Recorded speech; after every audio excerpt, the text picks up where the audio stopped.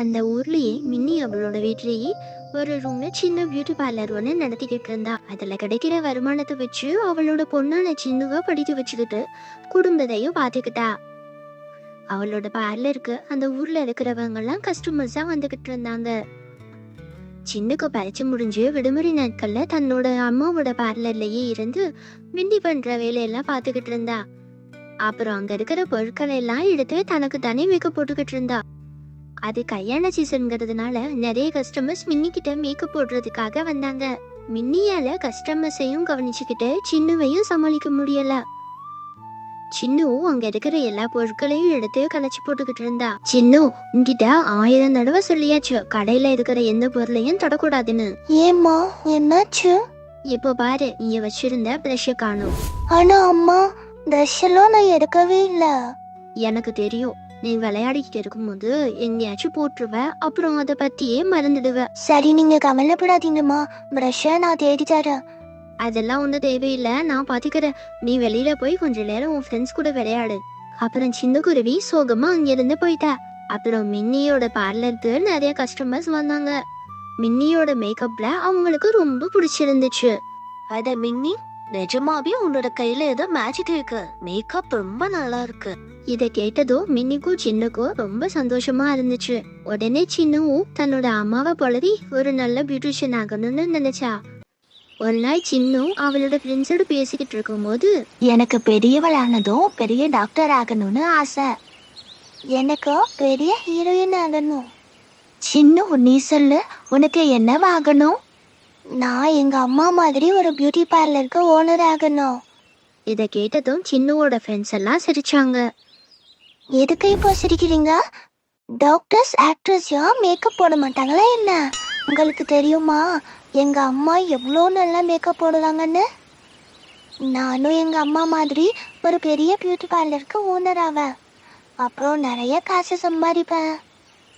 ஒரு நாள் மின்னியோட பார்லருக்கு அந்த ஒரு தலைவரோட பொண்ணான ராணு குருவி வந்தா. ராணு ரொம்ப கோவக்காரி, அது மட்டும் இல்லாம ரொம்ப திமிர் பிடிச்சவ. எனக்கு அடுத்த வாரம் ஒரு முக்கியமான கல்யாண ஃபங்க்ஷன் ஒன்று இருக்கு. அதுக்கு சாம்பிள் மேக்கப் போட்டு விடு. அது நல்லா இருந்தா மட்டும்தான் கல்யாணத்துக்கு உங்ககிட்ட மேக்கப் போட்டுப்பா. மின்னி ஒரு ஆளுவுக்கு மேக்கப் போட ஆரம்பிச்சா. என்ன இது? என்னோட புருவங்கள்லாம் நீ ஒழுங்காவே சரி பண்ணல. அப்புறம் இந்த மாதிரி மட்டமான மேக்கப் செட்டை வச்சுதான் எனக்கு மேக்கப் போட போறியா? அடுத்த தடவை வரும்போது காஸ்ட்லியான மேக்கப் கிட் மட்டும்தான் நீ யூஸ் பண்ணணும். என்ன புரிஞ்சுதா? அடுத்த நாள் மின்னி குருவி காஸ்ட்லியான மேக்கப் செட்லாம் வாங்கிட்டு வந்து பார்லர்ல வச்சுட்டு போயிட்டா. மின்னி பார்லர்ல இல்லாத சமயத்துல சின்னு அவளோட ஃப்ரெண்ட்ஸோட பார்லருக்கு வந்தா.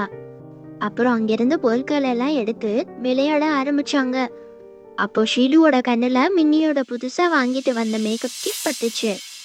ஐ, மேக்கப் கிட், இதுல எல்லாமே இருக்கு. சின்னு, உனக்கு உங்க அம்மா மாதிரி பார்லர் ஓனர் ஆகணும்ல, அதனால இதை வச்சு எங்களுக்கு மேக்கப் போட்டு விடு. வேணாம் வேணாம், அம்மாக்கு தெரிஞ்சா கோவப்படுவாங்க. கொஞ்சமா எடுத்து யூஸ் பண்ணா உங்க அம்மாவால கண்டுபிடிக்க முடியாது சின்னு. சின்னு அதுக்கு சம்மதிச்சா. சின்னு மின்னி வாங்கிட்டு வந்த மேக்கப் கிட்ட வச்சு அவங்க 2 பேருக்கும் மேக்கப் போட்டு விட்டா. அட சின்னு, மேக்கப் ரொம்ப நல்லா இருக்கு. நாங்க உனக்கு மேக்கப் போட்டு விடுறோம். அப்புறம் 2 பேரும் சேர்ந்து சின்னுக்கு மேக்கப் போட்டு விட்டாங்க. அந்த மேக்கப் கிட்ல இருந்த எல்லா பொருட்களுமே காலி ஆயிருச்சு.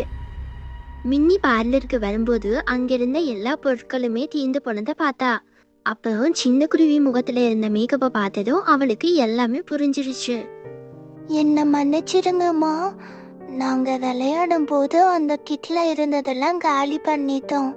என்ன தயவு செஞ்சு மன்னிச்சிருங்கம்மா. ஆனா மின்னி ஒரு வார்த்தை கூட பேசல.